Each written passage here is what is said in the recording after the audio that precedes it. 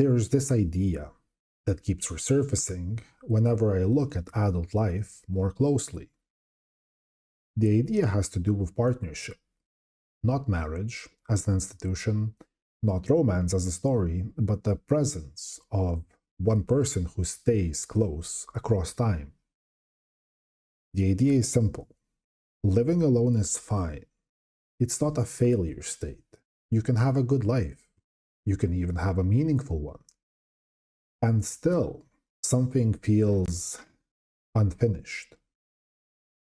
I'm trying to understand what that something actually is, without moralizing about it, without turning it into advice, without pretending it applies to everyone. So let me start by laying out the terrain. Parents come first. They raise you. They give you language, values, ways of dealing with pain, success, disappointment. They shape your nervous system before you even know what a nervous system is. That role is both enormous and foundational. And it's also bounded. At some point, a full spectrum life with your parents stops making sense. Emotionally, intellectually, you can stay connected. Physically, in the sexual sense, that boundary is absolute. And beyond that, there's a deeper boundary. If your parents need to carry your whole adult life, something stalled in a functional sense.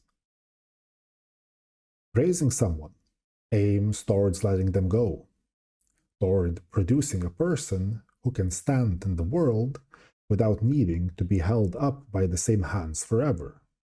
So parents do matter. And then they recede. Friends are next.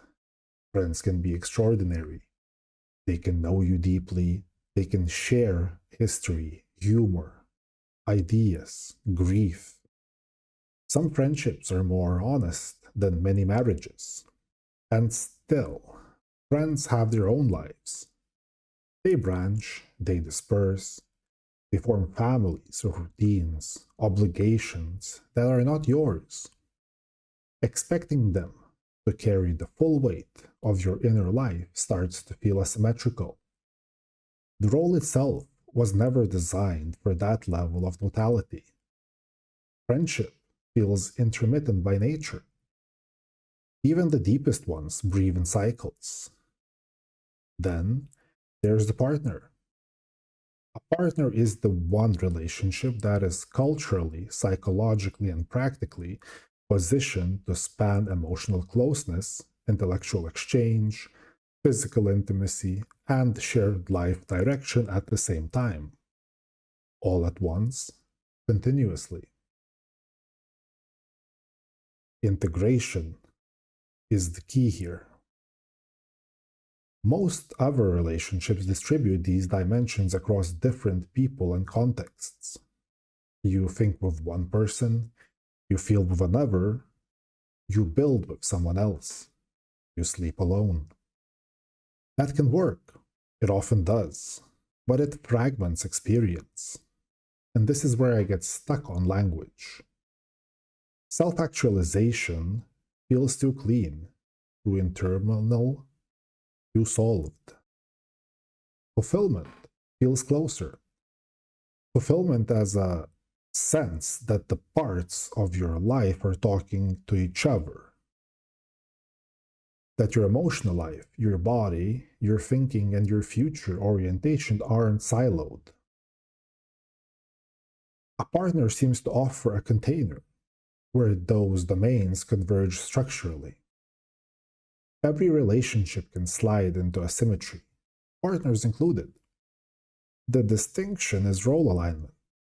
A partner is the one person who enters an explicit agreement to carry mutual exposure across all major dimensions of life.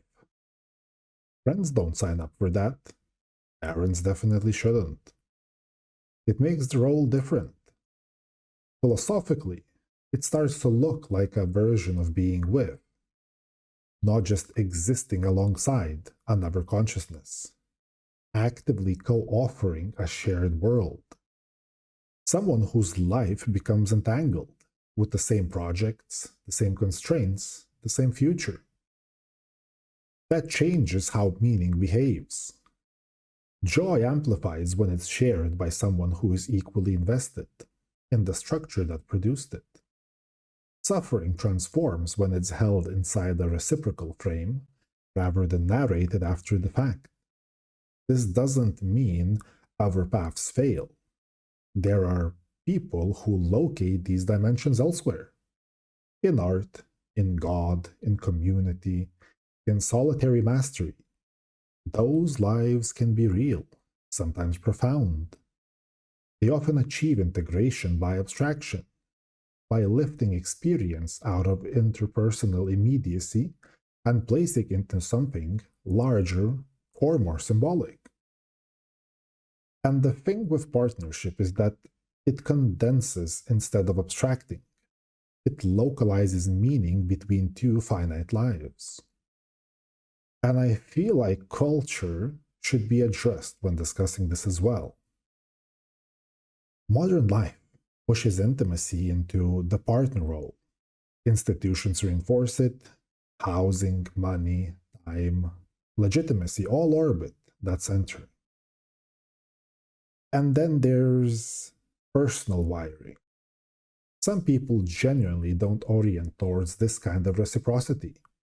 They don't experience fragmentation without it. They don't feel the same pull. Others do. For them, being single isn't tragic. It's incomplete in a different way.